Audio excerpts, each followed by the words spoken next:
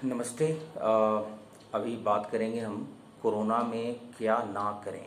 अगर कोरोना आपको हो जाए और कोरोना जैसे सिम्टम दिखे आपको तो क्या ना करें, या फिर आपको कोरोना नहीं भी है तब भी आप कुछ ऐसी चीज़ें हैं जो ना करें।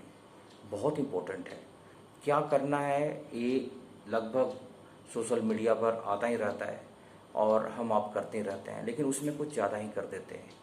ज़्यादा करने की ज़रूरत नहीं है, कम करें, सेफ रहें अपने आप को। इम्पोर्टेंट ये है वैक्सीनेशन लगवाएं, अपना रजिस्ट्रेशन करवाएं वैक्सीनेशन के लिए, और जब मौका आए वैक्सीनेशन लगवाएं, बहुत ज़रूरी है।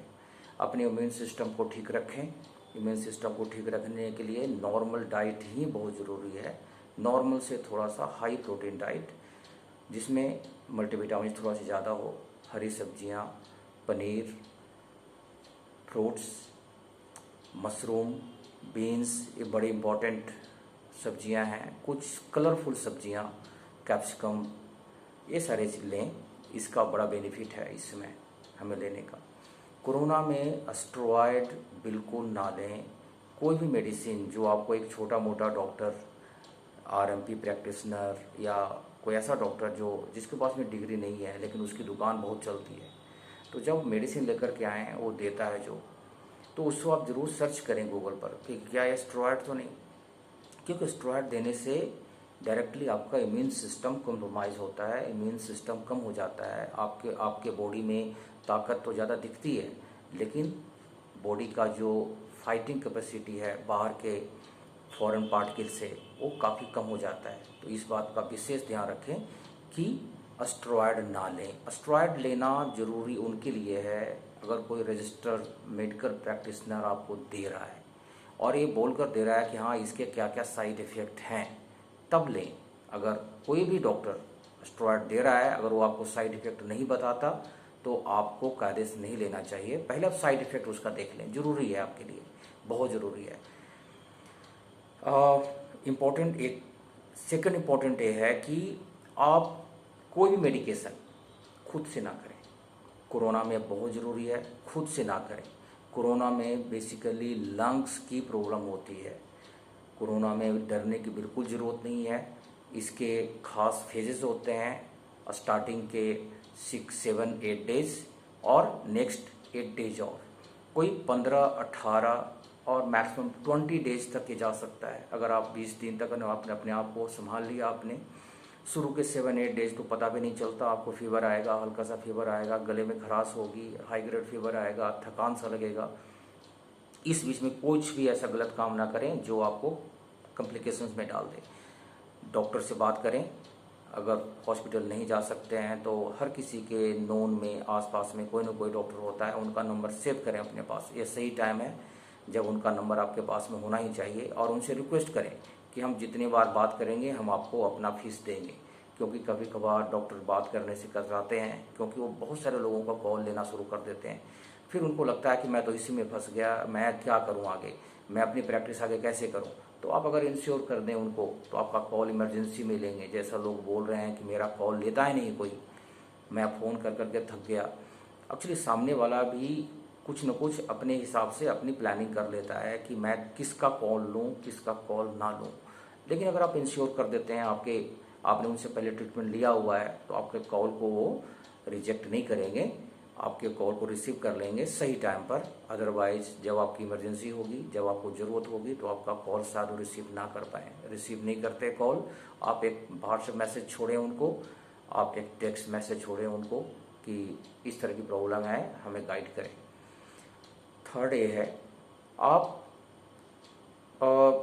खुद से बहुत सारी चीज़ें ऐसी होती हैं जो हम आसपास के पड़ोस को देख करके सीख लेते हैं कि इसने ऐसे ऐसे किया था तो मैं भी ऐसे ऐसे करूं। हमेशा ये सही नहीं होता, सबके लिए सही नहीं होता। सभी का बॉडी अलग अलग है, अलग ढंग से, हर बॉडी अलग अलग ढंग से रिस्पॉन्ड करता है। किसी को प्रॉब्लम बहुत ज़्यादा होती है, किसी को प्रॉब्लम बहुत कम होती है, क्योंकि उसकी बॉडी उस तरह से बना हुआ होता है। लंग्स की प्रॉब्लम होती है, लंग्स डायरेक्टली हार्ट के साथ में जुड़ा हुआ होता है। ऑक्सीजनेटेड लंग्स से ऑक्सीजनेटेड ब्लड हार्ट में जाती है। हार्ट उस ऑक्सीजनेटेड ब्लड को, जिसमें ऑक्सीजन ज़्यादा होता है, बहुत ज़्यादा होता है, उसको बॉडी के अलग अलग पार्ट्स तक, ब्रेन तक भेजता है। तो ऑक्सीजन सेचुरेशन डिप होने का मतलब ये होता है कि आपके बॉडी में ऑक्सीजन कम हो रही है। लंग्स में इंजरी के कारण लंग्स में जो एक डिफ्यूजन कैपेसिटी होती है लंग्स की, कि हवा यहाँ से हम अंदर लेते हैं, फिर वो ब्लड में डिफ्यूज हो जाता है, ये डिफ्यूजन बोलते हैं उसे। इसमें बड़े प्रोसेस होते हैं, वो कम हो जाता है। उसको ठीक रखने के फिजियोथेरेपिस्ट के पास में आप बात कर सकते हैं कि क्या मैं अपने लंग्स कैपेसिटी को बढ़ा सकता हूँ। फिजियोथेरेपिस्ट के पास में इसके ब्रीदिंग एक्सरसाइज है, योगा में इसके बड़े अच्छे अच्छे टेक्निक्स हैं जिसको आप खुद भी कर सकते हैं, सामने वालों को भी बता सकते हैं, घर में और लोगों को भी करवा सकते हैं। ज़रूर करें ब्रीदिंग एक्सरसाइजेस, चाहे आप कोरोना के मरीज हों, कोरोना के मरीज नहीं हों, दोनों के लिए ज़रूरी है। बहुत ज़्यादा अगर किसी को डायग्नोज हो जाता है कि कोरोना है और उसकी सांस बहुत ज़्यादा फूल रही है, तो अपने आप को बहुत ज़्यादा एक्सर्ट ना करें। कॉमनली उस समय में पैनिक क्रिएट कर देते हैं और बहुत सारे exercises, huffing, coughing, deep breathing exercises, बहुत सारे एक्सरसाइजेज एक साथ में कर देते हैं। उस समय इसकी ज़रूरत नहीं होती।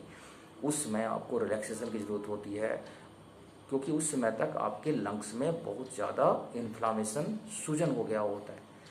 यही टाइम होता है जब डॉक्टर आपको स्टेरॉइड देता है। इस समय आपके ब्लड क्लॉटिंग हो सकते हैं, क्योंकि कोरोना के मरीज में ब्लड क्लॉट होता है और वो ब्लड क्लॉट आपके लंग्स में होता है, लंग्स से निकल करके और भी जगह में जा सकता है। तो डॉक्टर आपको एस्पिरिन, जो ब्लड थिनर होता है, वो देते हैं। ये सिर्फ डॉक्टर ही देते हैं, आप अपनी मर्जी से नहीं ले सकते, क्योंकि अगर आपने ज़्यादा भी ले लिया तभी बहुत डेंजरस है ये, बहुत डेंजरस है ये। अगर ब्लड थिनर आपने ज़्यादा ले लिया, कुछ भी हो सकता है। अगर आपने स्टेरॉइड ज़्यादा ले लिया, कुछ भी हो सकता है। इसलिए बिल्कुल ना लें, खुद से तो बिल्कुल ना लें।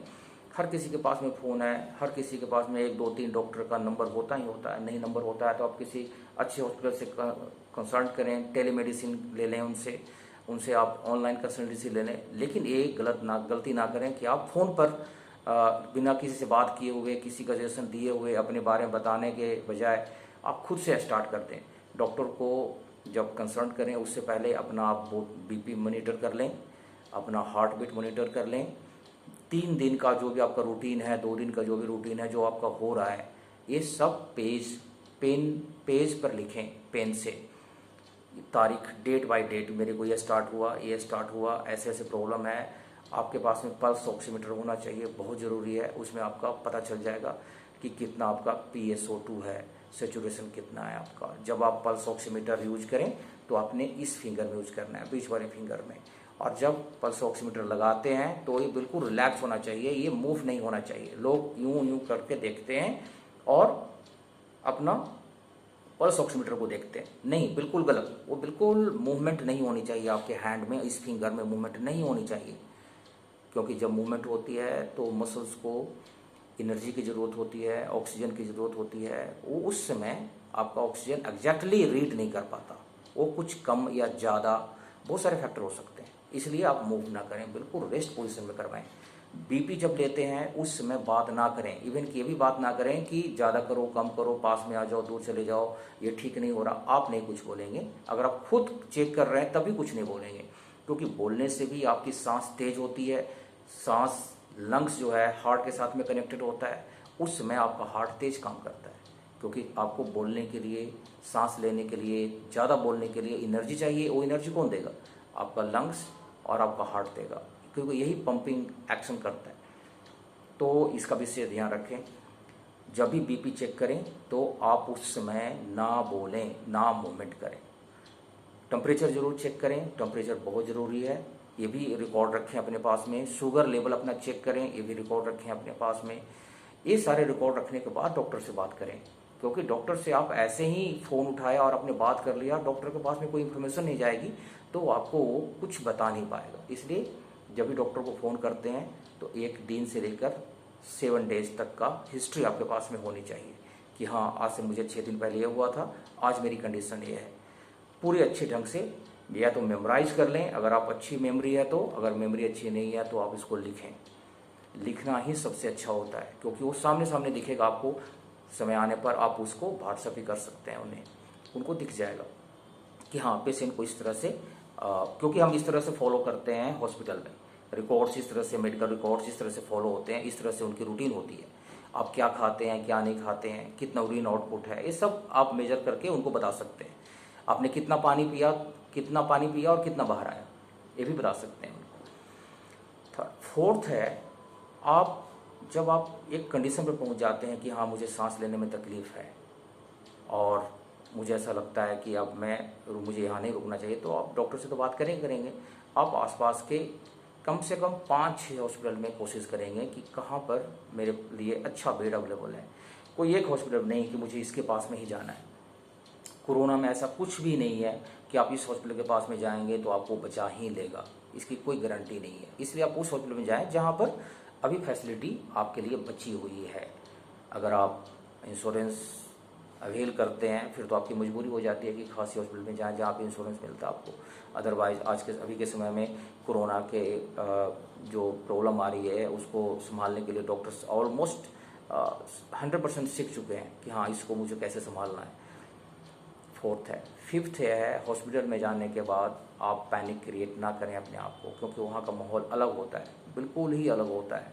पेशेंट वहाँ जाता है तो जाते के साथ में डर जाता है। बहुत सारे वीडियो हमने देखा हुआ है कि पेशेंट के फैमिली बोलते हैं कि मेरा पेशेंट बोल रहा था ये सामने में ऑक्सीजन है, अभी ये ख़त्म हो जाएगा, तुम इससे एडवांस में ले आओ, ये ख़त्म हो जाएगा, एडवांस में ले आओ।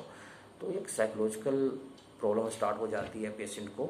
ये पेशेंट के लिए बहुत ही डेंजरस होता है, क्योंकि उसमें उसका मोरल डाउन हो जाता है और उसकी जो बॉडी में जो फंक्शन है, जो ब्रेन, जिसको बॉडी में सारे फंक्शन ब्रेन ही कंट्रोल करता है। अगर आपका ब्रेन ही, दिमाग ही बहुत कम काम कर रहा है, आपको बहुत कम एनर्जी दे पा रहा है, तो आपके लिए सस्टेन करना थोड़ा सा मुश्किल है। इसलिए मोरल हाई रखें। आप कोशिश करें, पेशेंट को ये बताएं कि ये ज़्यादा प्रॉब्लम नहीं है, अभी आप ठीक हो रहे हो। क्योंकि जैसे आप बोलेंगे कि ठीक हो रहे हो तो उसको लगेगा कि नहीं चलो मैं ठीक हो रहा हूँ, अभी मैं 2 दिन में 3 दिन में रिकवर कर जाऊँगा। इस बात का विशेष ख्याल रखें। पेशेंट को साइकोलॉजिकली डिप्रेशन में नहीं जाने दें, ये सबसे इम्पोर्टेंट है कोरोना के केसेस में। क्योंकि कुछ लोग तो ऐसे हैं जो कोरोना के केसेस को नहीं मानते, लेकिन जब वो बीमार पड़ते हैं तो ऑलरेडी उनके दिमाग में बातें सारी चलने स्टार्ट हो जाती है, जो उनके आसपास के लोगों को हुआ पड़ा है या हो चुका है या वो नहीं रहे इस दुनिया में, वो बहुत ज़्यादा डर जाता है, क्योंकि उसके सामने में ये सडन होता है। इसमें एक बड़े अच्छे वर्ड सेंटेंस का यूज हुआ है, हैप्पी हाइपोक्सिया। हैप्पी हाइपोक्सिया कोई एक डॉक्टर बात कर रहे थे यूट्यूब पर, मैंने बड़े ध्यान से सुना उसे। इसमें होता क्या है कि आपके लंग्स जब तक एक लेवल तक नहीं डैमेज होते तब तक आपको उसकी कॉम्प्लिकेशन पता नहीं चलता, आप खुश रहते हैं, कोई दिक्कत नहीं होता। लेकिन जैसे ही एक लेवल तक लंग्स आपका डैमेज हो जाता है, आपको सांस लेने में तकलीफ स्टार्ट हो जाती है। 5-6 मिनट वॉक बहुत ज़रूरी है। एक टेस्ट है जो डॉक्टर बताते हैं, वो है कि अगर आपको ऐसा लगता है या डायग्नोज हो चुका है आपका कि मेरे को कोरोना है, तो आप कोरोना डायग्नोसिस के या कोरोना के सिम्टम के 5वें-6ठे दिन के आसपास में एक चेक करें, घर में तेज चलकर 5-6 मिनट देखें और उसके बाद अपना पल्स ऑक्सीमीटर लगाएं। फिर देखें कि कितना ड्रॉप करता है, क्या ये 96 से नीचे ड्रॉप कर जाता है 5 पॉइंट, तो ये आपके लिए इंडिकेशन है कि आपका लंग्स डैमेज हो चुका है। आप इसको 1 से 2 बार भी रिपीट कर सकते हैं, उससे ज़्यादा ना करें, क्योंकि फिर आपकी सांस फूल सकती है बार बार एक ही चीज़ को करने के कारण से। तो ये भी ध्यान में रखें। बहुत ज़्यादा पैनिक क्रिएट ना करें। बार बार रिक्वेस्ट सभी डॉक्टरों से किया जाता है कि इसमें पैनिक क्रिएट ना करें, सेल्फ मेडिकेशन ना करें, मास्क लगा कर रखें अपने, अगर आपको हो चुका है तो घर में और किसी को ना हो, विशेष ध्यान रखें। इम्पोर्टेंट लास्ट में सबसे इम्पोर्टेंट क्या है कि कोरोना में आप एक लेवल तक रिकवर हो जाने के बाद जब आप वापस आ जाते हैं तो भी अपने आप को ध्यान में रखें, अपने शरीर के हेल्थ को ध्यान में रखें। कुछ ब्रीदिंग एक्सरसाइजेज है जो रूटीन में करें, एक्सरसाइजेज है जो रूटीन में करें, बहुत एक्सर्ट नहीं करें। जैसे एम्स के डॉक्टर ने, डायरेक्टर ने बोला हुआ है कि कोरोना होने के बाद अपने आप को बहुत ज़्यादा एक्सर्ट ना करें, बहुत ज़्यादा एक्सरसाइज ना करें, बहुत हैवी एक्सरसाइज ना करें, जिम तो बिल्कुल ना करें। जिम में अगर जाते हैं तो कार्डियो कर सकते हैं, लेकिन मशीन के साथ में जब एक्सरसाइज आप करते हैं तो मशीन आपको भगाता है, आप नहीं भागते। मशीन के साथ में भागना बड़ा मुश्किल है, इसलिए जिम थोड़ा सा संभल कर करें। बहुत ज़्यादा एग्जर्ट नहीं करना होता, क्योंकि आपके लंग्स डैमेज होते हैं, आपके हार्ट में थोड़ा सा कंप्रोमाइज़ होता है लंग्स के कारण से, आपके उसके कारण से बाकी इंटरनल ऑर्गन कंप्रोमाइज्ड काम करता है, क्योंकि सारा कुछ जो बॉडी में है वो है एनर्जी प्रोडक्शन से का जो है वो है खेला है। तो आपका जब लंग्स बहुत अच्छा नहीं होता तो आपके बॉडी में ऑक्सीजन नहीं जाता, और ऑक्सीजन जो है एक तरह से इग्निटर है। इग्निटर का मतलब है एनर्जी को बर्न करने का एक सबसे इम्पोर्टेंट रिएक्शन चेन कड़ी है, कि जब तक ऑक्सीजन नहीं जाएगा तब तक कोई भी प्रोटीन, फैट, कार्बोहाइड्रेट ये बर्न नहीं होता। तो ऑक्सीजन का बड़ा इंपॉर्टेंस होता है। तो ऑक्सीजन तो आपका लंग्स ऑलरेडी खराब है, या फिर जो बचा हुआ है उसको आप कैसे यूज करेंगे? क्या आप एक्सरसाइज करने में यूज करेंगे कि अपने बॉडी को चलाने में यूज करेंगे, डेली रूटीन में यूज करेंगे? लंग्स की कैपेसिटी को धीरे धीरे बढ़ाएं, बहुत तेज़ी से ना बढ़ाएं। इसमें बिल्कुल डरने की ज़रूरत नहीं है, एक लेवल के बाद आप ठीक हो जाते हैं। रूटीन चेकअप बहुत ज़रूरी है अपने कंसर्न डॉक्टर से, कोरोना होने के बाद भी, और कुछ दिनों तक इस पर विशेष ख्याल रखें और अपने लंग्स कैपेसिटी को धीरे धीरे बढ़ाते रहें। फिजियोथेरेपिस्ट रिकमेंड करते हैं इसमें एस्पायरोमीटर, जिसमें 1 बॉल और या 3 बॉल का कॉन्सेप्ट होता है, जिसमें आप ग्रीन, येलो, रेड बॉल होते हैं, अब उसे फूंक मारेंगे या खींचेंगे तो ऊपर आएगा, आपको पता चल जाएगा कि मेरी लंग्स की कैपेसिटी कितनी है। 200 ml, 600 ml, 1000 ml, या सिंगल बॉल भी होता है, उसमें अब नोब होता है, आप उसको राइट लेफ्ट करके एडजस्ट कर सकते हैं कि हम कितना मिलीलीटर ऑक्सीजन या एयर खींच सकते हैं। तो आप इसका भी यूज़ कर सकते हैं। योगा मैंने बता ही दिया, योगा का बड़ा अच्छा रोल है। तो इन चीज़ों का ख्याल रखें, खुश रहें, कोरोना को पर विजयी पाएँ। वीडियो अच्छा लगा हो जरूर लाइक करें, सब्सक्राइब करें। Thank you very much.